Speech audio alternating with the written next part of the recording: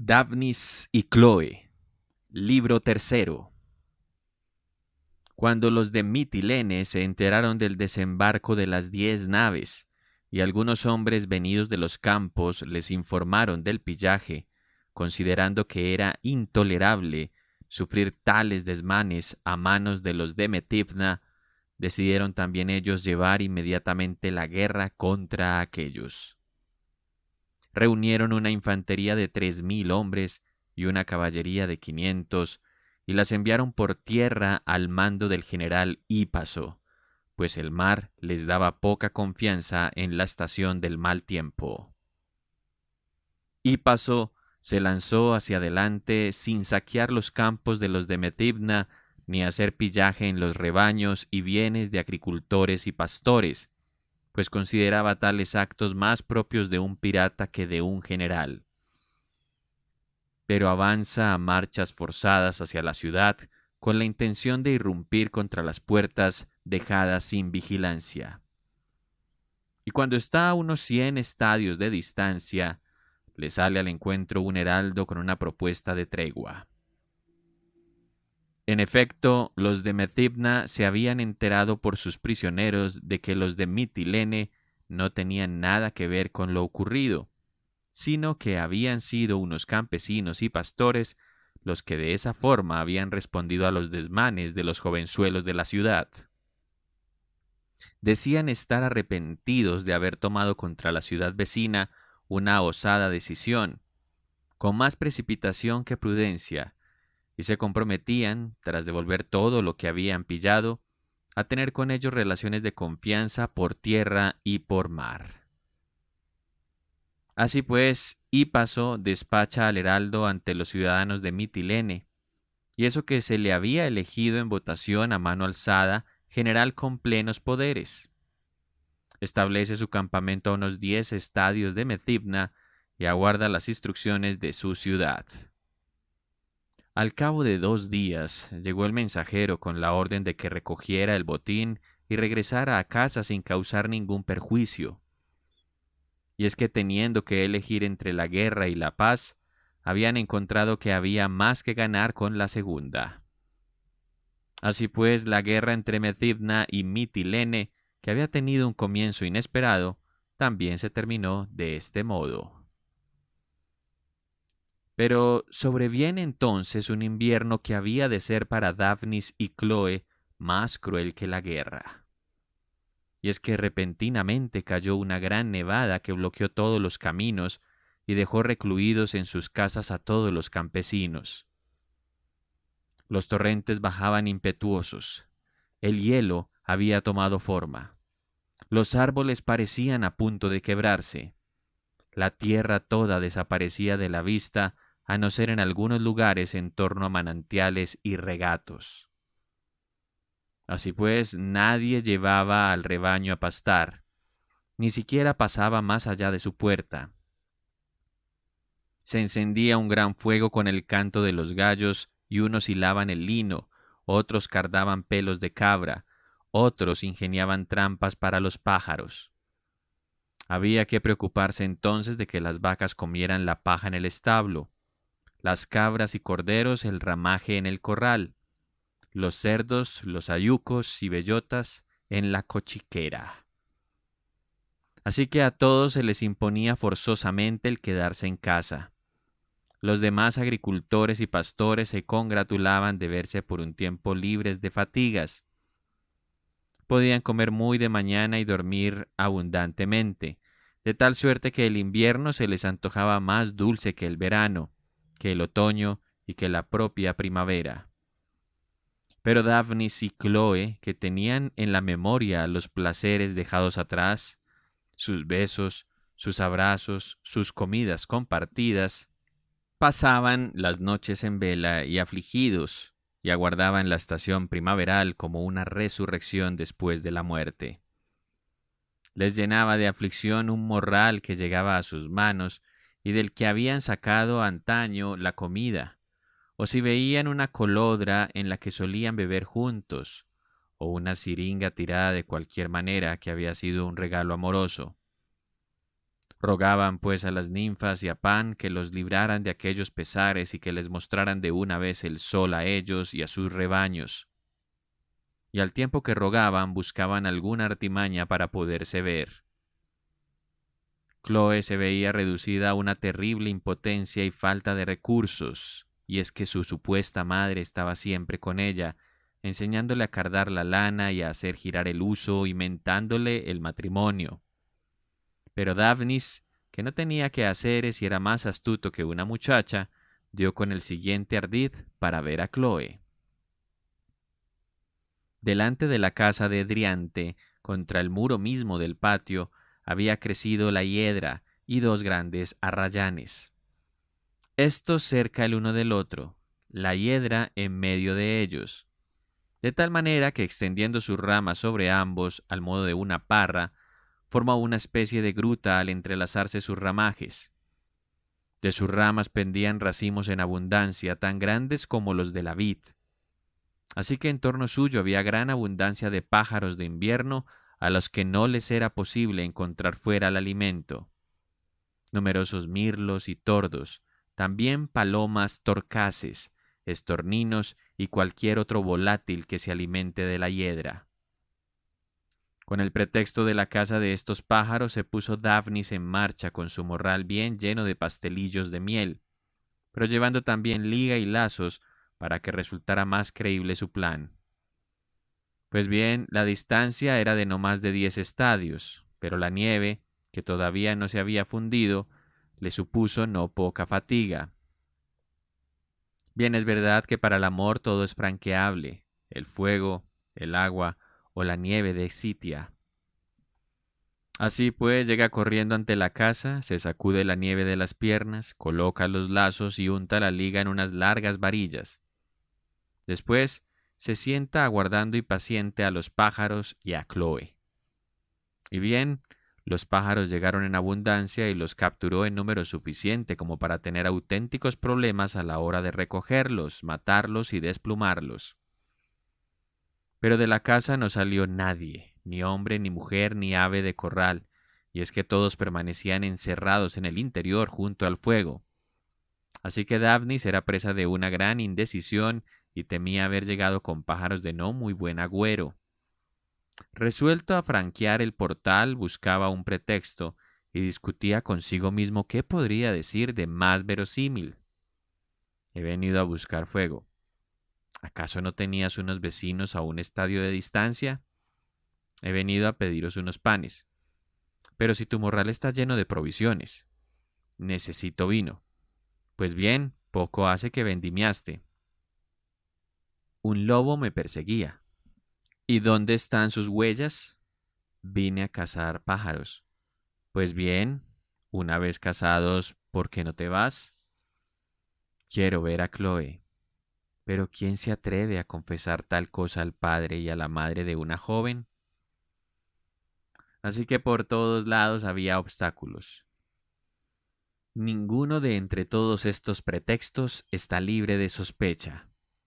Sin duda es mejor no decir nada.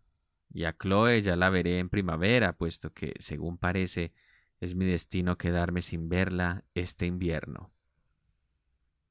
Dándole vueltas a tales pensamientos, se disponía a marcharse una vez recogida en silencio la casa. Entonces, como si el amor se hubiera apiadado de él, sucedió lo siguiente. Driante y los suyos estaban en la mesa. Se repartía la carne, se servían los panes, se mezclaba el vino y el agua en la crátera. Entonces un perro pastor, aprovechando un momento de descuido, arrebató un trozo de carne y salió huyendo por la puerta. Driante coge una gallata lleno de irritación, como que era su porción, y sale en su persecución como un sabueso.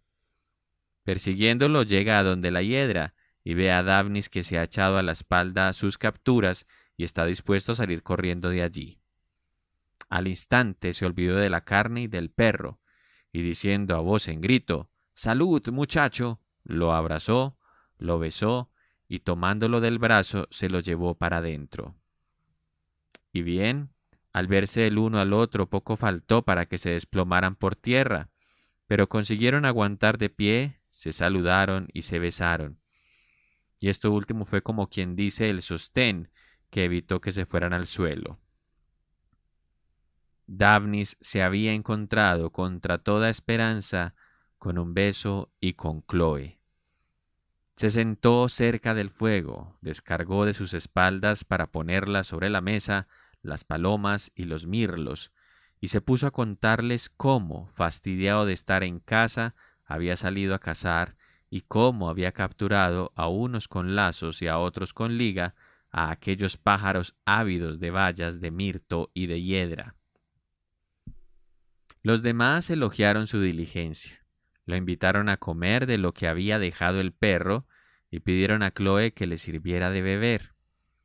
Ella se complacía en servir primero a los demás y a Daphnis el último de todos, y es que fingía estar enfadada porque él, habiendo llegado hasta allí, hubiera estado a punto de salir corriendo sin verla.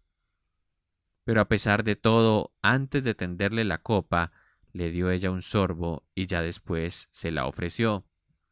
Y él, aunque estaba sediento, bebió lentamente, proporcionándole tal lentitud un mayor placer. Rápidamente quedó la mesa vacía de panes y de carne, y allí sentados preguntaban por Mírtale y por Lamón, y les tenían por bienaventurados y afortunados de contar con tal báculo para su vejez. Él se alegraba de recibir elogios porque Chloe los estaba escuchando, y cuando se empeñaron en retenerlo para el sacrificio que iban a hacer al día siguiente a Dioniso, tal fue su gozo que poco faltó para que se prosternara ante ellos en vez de ante el dios. Así que al momento sacó de su morral gran número de dulces, de miel y los pájaros que había cazado, que prepararon para la comida de la noche. Se colocó una segunda crátera y se encendió un segundo fuego. Muy rápidamente se hizo de noche, y después que se hubieron saciado con la segunda comida, se contaron historias, se cantaron canciones y se fueron a dormir, Chloe con su madre, Driante en compañía de Daphnis. Pues bien, Chloe no tenía más consuelo que el de ver a Daphnis al día siguiente, pero éste se entregaba a un vano deleite, y es que tal consideraba el poder dormir con el padre de Chloe, hasta el punto de llegar varias veces a abrazarlo y a besarlo mientras soñaba que era a Chloe a quien hacía todo aquello. Cuando se hizo de día, hacía un frío extraordinario y el viento del norte lo abrasaba todo. Se levantan, sacrifican a Dioniso un carnero de un año y tras encender un gran fuego se ponen a preparar la comida. Mientras Nape fabricaba el pan y Driante cocía el carnero, Daphnis y Chloe, aprovechando que no tenían nada que hacer, se salieron al patio, donde la hiedra. De nuevo colocaron los lazos, untaron la liga y capturaron una cantidad de pájaros nada despreciable. Pero también disfrutaban continuamente de los besos y tenían entre sí deleitosos coloquios. Por ti he venido, Chloe. Lo sé, Daphnis. Por ti doy muerte a los desdichados mirlos. ¿Y bien, qué quieres que haga yo? Que te acuerdes de mí. Me acuerdo de ti. Te lo juro por las ninfas a las que una vez puse por testigos, en aquella gruta a la que volveremos tan pronto como se funda la nieve. Pero es que hay mucha, Chloe, y yo tengo miedo de fundirme antes que ella. Ánimo, Daphnis, el sol calienta. Ojalá Chloe calentara tanto como el fuego que me abrasa el corazón. Intentas engañarme y te burlas de mí. Que no, por las cabras en cuyo nombre me pides tú que haga los juramentos. Tales eran las contestaciones que Chloe, como un eco, le daba a Daphnis cuando Nape los llamó y ellos acudieron a la carrera trayendo consigo una caza mucho más abundante que la víspera. Después de ofrecer a Dioniso las primicias de la crátera, se pusieron a comer con la cabeza coronada de hiedra. Cuando fue el momento, después de proferir el grito de «Yaco» y «Evoe», despidieron a Daphnis no sin antes llenar su morral de carne y de panes. Le dieron también las palomas y los tordos para que se los llevase a Lamón y Mírtale, pues ellos mismos podrían cazar más mientras durase el invierno y no faltara la hiedra. Así que Daphne se marchó después de haber besado a todos los demás antes que a Chloe, para que el beso de ella le quedase intacto. E ingeniándose otras tretas, recorrió muchas veces este camino, de forma que el invierno no les resultó por completo carente de amor. La primavera estaba ya comenzando y la nieve se derretía, la tierra se desnudaba y la hierba brotaba. Todos los zagales llevaban los rebaños a pastar, y antes que nadie, Chloe y Daphnis, como que estaban al servicio de un pastor más poderoso. Y bien, sin tardanza corrían a donde las ninfas y su gruta, a continuación a donde Pan y su pino, después a la encina, a cuya sombra sentados guardaban los rebaños y se entregaban a los besos. Buscaron también flores con que hacer guirnaldas a los dioses, pero el céfiro, con su soplo vivificador, y el sol, con su calor, apenas habían tenido tiempo de hacerlas florecer. Aun con todo, encontraron violetas, narcisos, pamplinas y cuantas flores brotan al comienzo de la primavera. Chloe y Daphnis tomaron la leche nueva de algunas cabras y ovejas, y mientras coronaban las estatuas, hicieron con ella una libación. También les ofrecieron las primicias de su siringa, como provocando a los ruiseñores al canto. Estos iban respondiendo quedamente en la espesura, y al poco rato ya acertaban a cantar a Itis, como volviéndose a acordar de la tonada después de un largo silencio. Por aquí bailaban también las ovejas, triscaban los corderillos por allá, o se encogían bajo sus madres para tirar de la ubre. Los carneros perseguían a las ovejas que todavía no habían parido, y colocándose encima las cubrían cada uno a una. Se producían también persecuciones entre los machos cabríos y brincos más ardorosos sobre las cabras, que eran el objeto de disputas. Cada uno tenía las suyas propias y vigilaba que ninguno cometiera con ellas adulterio a sus espaldas. Semejante espectáculo incitaba al amor carnal incluso a los viejos, con que ellos, que eran jóvenes y rebosantes de savia y andaban así allá largo tiempo en pos del amor, se abrazaban con lo que oían, se derretían con lo que veían e iban en busca también ellos de algo más que el beso y el abrazo, sobre todo Daphnis. En efecto, mientras pasaba el invierno metido en casa sin ninguna ocupación, se había hecho un hombre, por lo que ahora era más vehemente en los besos y ardoroso en los abrazos, y demostraba menos discreción y más atrevimiento para todo. Le pedía pues a Chloe que le concediera cuanto ansiaba y que se acostara con él, desnudos los dos, más tiempo del que antes acostumbraban, pues aquello era lo que faltaba de las enseñanzas de Filetas. Allí estaba sin duda el único bálsamo calmante del amor. Ella preguntaba qué más había aparte de besarse, abrazarse e incluso acostarse en el suelo, y qué pretendía hacer cuando estuvieran ambos desnudos, acostados.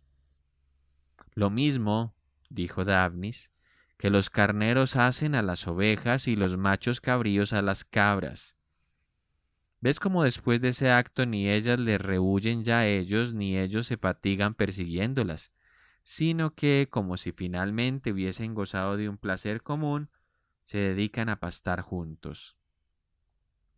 Ese acto, según parece, es algo dulce y vence los sinsabores del amor. Pero, Daphnis, ¿no ves lo que ocurre entre las cabras y los machos cabríos, los carneros y las ovejas? ¿Cómo ellos lo hacen de pie y ellas se dejan hacer de pie, ellos saltando y ellas ofreciéndoles la espalda?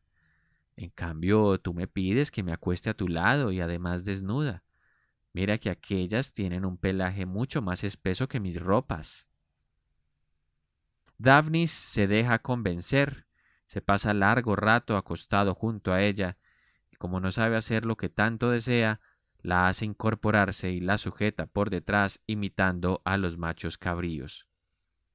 Pero aquello plantea todavía más dificultades, y él se sienta y se echa a llorar viendo que para los trabajos del amor es más ignorante que los propios carneros.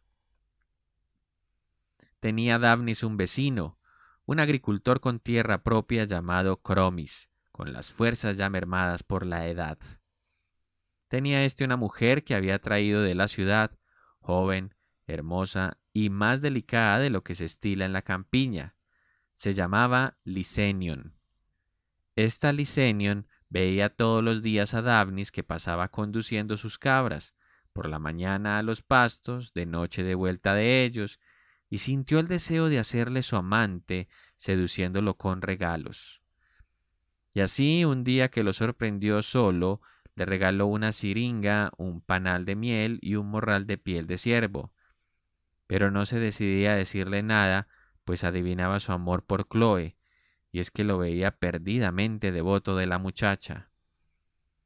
Primero lo había comprendido por sus risas y sus gestos con la cabeza, pero más tarde, un día por la mañana, fingiendo ante Cromis que iba a casa de una vecina que estaba de parto, le siguió por detrás y, escondiéndose en la espesura para no ser vista, escuchó cuanto decían y vio cuanto hacían.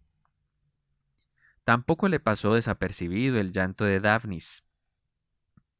Compadeciéndose pues de los pobres muchachos y considerando que se le presentaba así una doble oportunidad, la de salvarlos a ellos y la de satisfacer su propio deseo, he aquí lo que trama. Al día siguiente, con la excusa de que va a casa del ave, la mujer parturienta, se presenta sin disimulos en la encina en la que estaban sentados Daphnis y Chloe, y representando con veracidad el papel de mujer turbada. Sálvame, dijo, Daphnis, desdichada de mí, que de mis 20 ocas un águila me ha arrebatado a una, la más hermosa, y al no poder con tan gran peso llevársela por el aire hasta su roca de costumbre, aquella tan alta de allí, se ha precipitado con mi pobre oca en este soto de aquí. Anda por las ninfas y por el pan aquel, ven tú al soto, que yo sola tengo miedo, y sálvame la oca, no consientas que mi manada se quede incompleta. Y a lo mejor hasta puedes matar a la propia águila, y así ya no os arrebatará tantos corderos y cabritillos. Mientras tanto, Chloe vigilará el rebaño, que las cabras la conocen de sobra, pues está siempre apacentando en tu compañía. Así pues, Daphnis, sin sospechar nada de lo que se avecina, se levanta al instante, agarra el cayado y sigue los pasos de Licenion, que se lo lleva lo más lejos posible de Chloe. Una vez estuvieron en la zona más espesa, ella lo invitó a sentarse cerca de una fuente y le dijo: Daphnis, tú amas a Chloe, las ninfas me lo han hecho saber esta noche. En un sueño me han contado tus lágrimas de ayer y me han encargado que te salve, enseñándote las labores del amor. No se trata de besos y de abrazos, ni de lo que hacen carneros y machos cabríos. Se trata de otro tipo de saltos, más dulces que aquellos otros, pues que proporcionan un placer de más larga duración. Así que si quieres librarte de pesares y adquirir experiencia de los deleites que buscas, ven y déjate en mis manos cual delicioso alumno, que yo daré gusto a las ninfas y te enseñaré. Daphnis no cupo en sí de gozo, y como rústico y cabrero y joven y enamorado que era, se dejó caer a los pies de Licenion y le suplicaba que le enseñara cuanto antes el arte que le permitiría hacerle a Chloe lo que quería, y como si fuera a recibir una enseñanza verdaderamente importante y de origen divino, le prometió regalarle un cabrito criado en establo y unos tiernos quesos fabricados con la primera leche, y la propia cabra con ellos. Se encontró pues Licenion con una generosidad de cabrero como no se había esperado, y comenzó a instruir a Daphnis de este modo. Lo invitó a que tal como estaba se sentara junto a ella, le diera tantos y tales besos como tenía por costumbre, y que al tiempo que la besaba, la cogiera en sus brazos y se recostara en el suelo. Y una vez que él se hubo sentado, la hubo besado y estuvo recostado, al darse ella cuenta de que estaba capacitado para actuar y ansioso por hacerlo, lo levantó haciendo que dejara su posición de costado, se extendió hábilmente debajo de él y lo guió por el camino hasta entonces buscado. A partir de ahí nada hubo que inventar de desusado, pues la naturaleza misma lo instruyó acerca de lo que quedaba por hacer. Llegada a su término la instrucción amorosa, Daphnis, que seguía pensando como un pastor, se disponía a ir corriendo junto a Chloe y a hacer sin tardanza cuanto había aprendido, como si temiera olvidarlo si no se daba prisa. Pero Licenion lo retuvo y le dijo así: «Todavía tienes que aprender algo, Daphnis. Yo, que ya soy mujer, ahora no he padecido nada, pues hace ya tiempo que otro hombre me dio esta lección, llevándose mi virginidad en pago. Pero cuando Chloe mantenga contigo este combate, gemirá, llorará y quedará bañada en abundante sangre, como si la hubieran asesinado. Pero tú no tienes que tener miedo de la sangre, y cuando la hayas convencido de que se entregue a ti, tráela a este lugar a fin de que aunque grite nadie lo oiga, aunque llore nadie lo vea, y si sangra pueda lavarse en la fuente. Y acuérdate de que yo te hice hombre antes que Chloe». Así pues, Licenion, después de darle tales consejos, se marchó por otra parte del bosque, como si siguiera buscando la oca. Por su parte, Daphnis, reflexionando acerca de lo que le había dicho, refrenó su primer impulso. Vacilaba en importunar a Chloe pidiéndole algo más que besos y abrazos, pues ni quería hacerla gritar como ante un enemigo, ni hacerla llorar de dolor, ni hacerla sangrar como si la hubiera asesinado. Y es que, bisoño como era, tenía miedo de la sangre y creía que de hecho ésta solo sale cuando hay una herida. Y decidido a gozar con Chloe de los placeres acostumbrados, salió de la espesura. Llegó a donde estaba ella sentada trenzando una pequeña guirnalda de violetas y le contó una mentira, que había arrancado a la oca de las garras del águila. Después la rodeó con sus brazos y la besó como había hecho con Licenion mientras gozaban, pues aquello le estaba permitido, ya que no planteaba peligro. Ella le encajó la guirnalda en la cabeza y le besó el cabello, que tenía por preferible a las violetas. Después sacó de su morral una porción de higos secos y unos panes y se los ofreció. Mientras él comía, se los quitaba de la boca para comérselos ella, como hace el polluelo de un ave. Mientras comían y más que nada se besaban, apareció bordeando la costa un barco de pescadores. No había viento, el mar estaba en calma, así que habían decidido ponerse a remar y lo hacían vigorosamente, pues tenían que darse prisa si no querían echar a perder el pescado fresco que llevaban a la ciudad para algún potentado. Y bien, lo que tienen por costumbre hacer los marineros para olvidarse de la fatiga, también aquellos lo hacían mientras remaban. El cómitre les entonaba canciones marineras y los demás, al modo de un coro, gritaban al unísono en el momento que les correspondía. Pues bien, mientras tal hacían en mar abierto, el clamor se desvanecía al desparramarse la voz por un espacio muy amplio, pero cuando hubieron pasado bajo cierto promontorio y entrado en una cóncava ensenada en forma de media luna, el clamor se escuchaba más fuerte y las canciones de boga penetraban tierra adentro, dejándose oír nítidamente.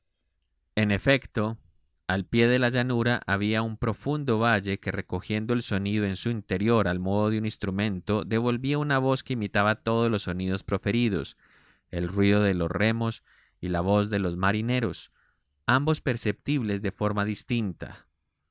Resultaba así un deleitable concierto en que el sonido procedente del mar llegaba primero y el que venía de tierra se extinguía tanto más tarde cuanto había empezado a oírse. Y bien, Daphnis, que entendía lo que estaba pasando, prestaba atención únicamente al mar. Se deleitaba viendo a la nave bordear la llanura más veloz que un ala y trataba de retener alguna de las canciones para sacar de ellas melodías para su siringa. Pero Chloe, que experimentaba entonces por vez primera lo que llaman eco, tan pronto dirigía la vista al mar cuando los marineros marcaban el ritmo, como la volvía hacia tierra en busca de quienes respondían a aquellos. Y una vez hubieron pasado de largo y quedado en silencio tanto el mar como el valle, preguntaba Chloe a Daphnis si es que al otro lado del promontorio había otro mar y navegaba otro barco y otros marineros cantaban lo mismo y se callaban todos al mismo tiempo. Daphnis se echó a reír dulcemente y después de darle un beso aún más dulce y de ponerle en la cabeza la guirnalda de violetas, comenzó a contarle la leyenda de Eco, pidiéndole como pago de su enseñanza otros 10 besos. Numerosa, niña, es la estirpe de las ninfas, Melias, Dríadas y Eleas, todas hermosas, todas amantes de la música. Una de ellas tiene una hija, Eco, mortal por serlo su padre, hermosa como lo era su madre. Las ninfas se ocupan de su crianza. Las musas le enseñan a tocar la siringa y el clarinete, la lira y la cítara, también toda clase de cantos. Así que alcanzada la flor de la edad compartía las danzas con las ninfas y los cantos con las musas, pero rehuía a todos los varones, tanto hombres como dioses, celosa de su virginidad. Pan se encoleriza con la muchacha, envidioso de sus dotes musicales e incapaz de gozar de su hermosura, y hace enloquecer a pastores y cabreros que la despedazan como perros o lobos y dispersan por toda la tierra los despojos que siguen cantando sus melodías. Y la tierra, por complacer a las ninfas, ocultó todos sus miembros y preservó la música. A instancias de las musas deja escapar su voz y todo lo imita, como en otro tiempo la muchacha, a los dioses, a los hombres, a los instrumentos, a las fieras, imita incluso al propio Pan cuando toca la siringa, y él, cuando lo oye, pega un brinco y se pone a recorrer los montes con el único deseo de saber quién es su furtivo alumno. Tras esta narración, Chloe le dio a Daphnis muchos más de 10 besos, pues Eco repitió casi literalmente sus palabras, como dando fe de que nada había mentido. El sol calentaba más cada día, como que la primavera tocaba a su fin y el verano comenzaba, y ellos se encontraban otra vez con nuevos deleites, los propios del verano. Él nadaba en los ríos, ella se bañaba en los manantiales, él tocaba su siringa rivalizando con los pinos, ella cantaba desafiando a los ruiseñores. Cazaban grillos charlatanes, cogían ruidosas cigarras, recogían flores, sacudían los árboles, comían sus frutos. A veces también se acostaban desnudos, echándose por encima una única piel de cabra, y Chloe fácilmente se habría hecho una mujer si no fuera porque a Daphnis le turbaba el asunto de la sangre. Y como lógicamente tenía miedo de perder el control en algún momento, no permitía que Chloe se desnudara con demasiada frecuencia. Ella estaba sorprendida de esta actitud, pero le daba vergüenza preguntar el motivo. Aquel verano hubo también una muchedumbre de pretendientes en torno a Chloe. De muchos lugares venían en gran número a casa de Driante para pedir su mano. Unos traían algún presente, otros los prometían en abundancia en caso de obtenerla por esposa. Así que Nape, exaltada ante tales expectativas, aconsejaba entregar a Chloe y no retener por más tiempo en casa a una muchacha como ella, que quizás tardaría poco en perder su virginidad por los pastos y haría de algún pastor su hombre por unas manzanas o unas rosas. Antes bien, había que hacer de ella una señora de su casa, y así ellos recibirían una fuerte suma que guardarían para su propio hijo legítimo. Habían tenido un varón hacía no mucho tiempo. Por su parte, Driante a veces dejaba que le regalaran los oídos, y es que cada cual le nombraba presentes más valiosos de lo que corresponde a una muchacha dedicada al pastoreo. Pero otras veces, pensando que la doncella se merecía más que unos campesinos por pretendientes y que si alguna vez daba con los verdaderos padres, ello les acarrearía a Nape y a él una gran prosperidad, difería su respuesta y dejaba pasar el tiempo, obteniendo entre tanto el beneficio de no pocos regalos. Desde que Chloe se enteró de todo ello andaba muy afligida, y durante largo tiempo se lo ocultó a Daphnis, pues no quería hacerlo sufrir. Pero él insistía, no cejaba en sus preguntas y se afligía más de no saber de lo que podía estarlo sabiendo. Así que ella se lo cuenta todo. Los pretendientes tan numerosos y ricos, las cosas que decía Nape empeñada en la boda, cómo Driante no decía que no y había aplazado el asunto hasta la vendimia. Daphnis pierde la cabeza al enterarse de aquello. Se sienta y se echa a llorar diciendo que morirá si Chloe no sigue apacentando el ganado. Y no solo él, también las ovejas morirán al quedarse sin una pastora como ella. Luego se repuso y cobró ánimos. Concibió la idea de convencer a su padre y de contarse él mismo en el número de los pretendientes, con la esperanza de que estaría muy por encima de los demás. Solo una cosa lo tenía intranquilo. Lamón no era rico, y ello hacía que sus esperanzas no pasaran de ser escasas. Pero con todo, decidió pedir su mano, y Chloe fue del mismo parecer. Claro que a Lamón no se atrevió a decirle nada, pero armándose de valor, le confesó a Mírtale su amor y le habló del matrimonio. Por la noche, ella se lo hizo saber a Lamón. Este acogió la propuesta con severidad y le reprochó que quisiera casar con una simple hija de pastores a un muchacho que por sus prendas de reconocimiento prometía un destino notable, y que cuando se encontrara a sus padres los haría hombres libres y señores de finca mayores. Pero Mírtale temía que si Daphnis perdía por completo la esperanza de casarse, el amor le llevara a tomar alguna funesta resolución, así que le expuso otros motivos para rechazar su idea. Somos pobres, hijo, y necesitamos una novia que traiga algo más consigo. Ellos son ricos y necesitan novios ricos. Ella pues convence a Chloe y ella a su padre de que no pida mucho y la case. Al fin y al cabo parece que ella te quiere y preferirá dormir con un pobre guapo antes que con un mono rico. Claro que Mírtale no esperaba que Driante aceptara jamás tales proposiciones, teniendo como tenía pretendientes enormemente ricos, pero creía haber despachado hábilmente el asunto de la boda. Por su parte, Daphnis no podía hacer ningún reproche a sus palabras, pero viéndose muy por debajo de lo que se le exigía, hacía lo que es habitual en los enamorados en apuros, lloraba y llamaba de nuevo a las ninfas en su ayuda. Y ellas, por la noche, mientras duerme, se le presentan con las mismas figuras que la vez anterior, y la de más edad le decía de nuevo: de tu boda con Chloe otro dios se ocupa, pero nosotras te daremos los regalos que ablandarán a Driante. El barco de los jóvenes de Methibna, cuyo mimbre devoraron aquella vez tus cabras, aquel día fue arrastrado por la brisa lejos de tierra, pero por la noche sopló un viento de mar adentro que produjo marejada, y la nave fue de vuelta a tierra yendo a dar contra las rocas del promontorio. Y bien, la propia nave quedó destruida, así como muchas de las cosas que contenía, pero una bolsa con 3000 dracmas fue escupida por el oleaje y yace allí cubierta de algas, cerca del cadáver de un delfín. Ningún caminante se ha acercado hasta allí, pues todos esquivan el mal olor de la carne putrefacta. Pero tú, acércate y una vez allí, cógela, y cuando la tengas, dásela. Por ahora, basta con que no parezcas pobre, aunque más tarde, con el tiempo, serás hasta rico.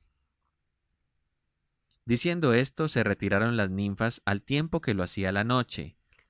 Se hizo de día y Daphnis, levantándose de un salto exultante de alegría, condujo a toda prisa a pastar a sus cabras.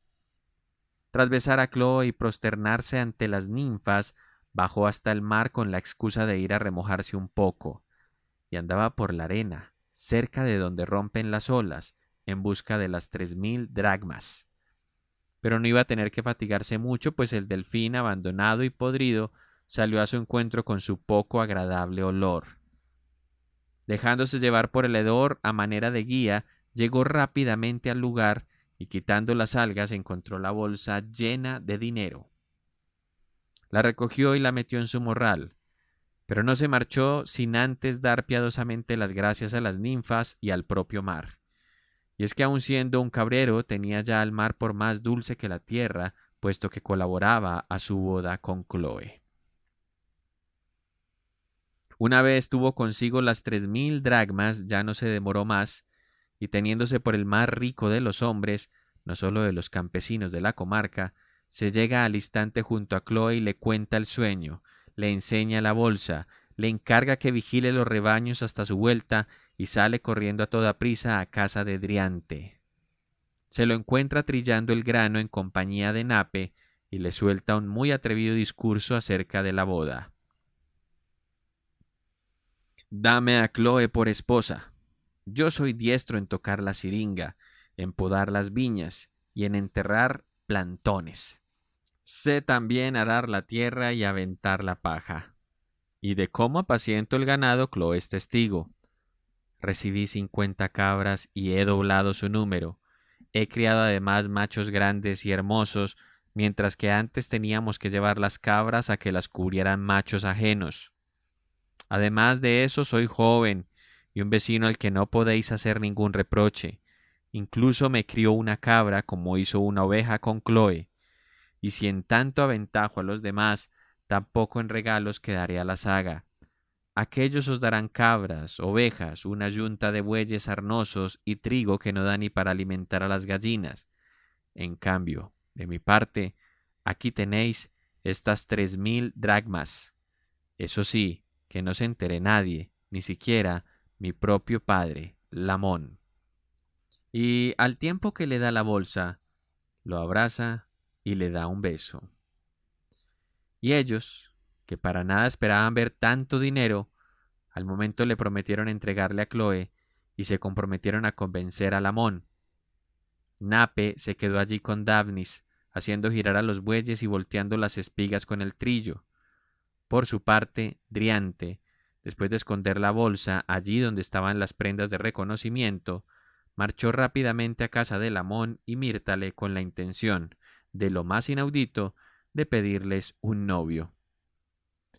Les encontró dedicados a medir la cebada, no hacía mucho aventada, y descorazonados porque casi había menos que semillas sembradas. Driante los consoló reconociendo que era una queja común por todas partes. Después les pidió a Daphnis para Chloe, diciendo que si los otros ofrecían mucho, a ellos no les pediría nada. Es más, que él les daría a ellos algo de su heredad, pues se habían criado juntos y mientras cuidaban el ganado, habían trabado una amistad que no se podía disolver fácilmente. Y además ya tenían edad como para dormir juntos. Esto y aún más decía Adriante, como que el premio por un discurso convincente eran 3000 dracmas. Por su parte, Lamón ni podía ya pretextar su pobreza, pues Driante y su mujer no venían con aires de superioridad, ni tampoco la edad de Daphnis, pues era ya un mozalbete, pero aún así no le reveló la verdad, es decir, que Daphnis estaba por encima de semejante boda, y después de guardar silencio unos instantes, le respondió así: «Hacéis bien en preferir a los vecinos antes que a los extraños y en no tener a la riqueza por más valiosa que la honrada pobreza. Que Pan y las ninfas os correspondan por ello. Yo personalmente también tengo el máximo interés en esta boda, pues estaría loco si, siendo ya un anciano y necesitado como estoy de más brazos para las faenas, no pensara que es una gran ganancia el atraerme además la amistad de vuestra casa. Y además Chloe se merece tanta solicitud, una muchacha hermosa, lozana y buena para todo. Pero yo, como esclavo que soy, no soy señor de ninguno de mis bienes, sino que hay que informar al amo, y él es quien tiene que concederla. Ya pues, aplacemos la boda hasta el otoño. Nos dicen los que han llegado de la ciudad que para entonces aquel se presentará por aquí. Entonces serán marido y mujer. Por ahora, que se quieran como hermanos. Solo te digo esto, Driante. Solicitas a un muchacho que está por encima de nosotros». Diciendo esto, lo besó, le ofreció de beber, el mediodía estaba ya en su apogeo, y colmándolo de atenciones, le acompañó un trecho por el camino. Hidriante, al que no había pasado inadvertida la última frase de Lamón, iba por el camino cavilando acerca de quién podría ser Dafnis. Fue amamantado por una cabra, como si los dioses se cuidaran de él. Es guapo y en nada se parece a ese viejo chato y a la calva de su mujer. Hasta ha podido disponer de 3000 dracmas cuando un cabrero difícilmente podría contar siquiera con tal número de peruétanos. ¿Acaso le abandonaron también a él como a Chloe? ¿Acaso también a él se lo encontró Lamón, igual que yo a ella? ¿Acaso había también junto a él prendas de reconocimiento similares a las que yo encontré? Si esto fuera así, oh señor Pan y ninfas queridas, quizá este muchacho, si descubre a sus padres, descubra también algo del misterio de Chloe. Sumergido en estas cavilaciones e imaginaciones, llegó a la era. Una vez allí, encontrándose con un Dafnis impaciente por escucharle, le reconfortó llamándolo yerno. Le promete también que en otoño se celebrará la boda y le da la diestra en señal de que Chloe no será de nadie más que de Dafnis. Así que más veloz que el pensamiento, sin comer ni beber nada, se fue corriendo junto a Chloe, a la que encontró ordeñando y fabricando quesos. Le anunció la buena nueva de la boda y como si fuera su mujer a partir de ese momento, la besó sin disimulo y se puso a compartir su faena.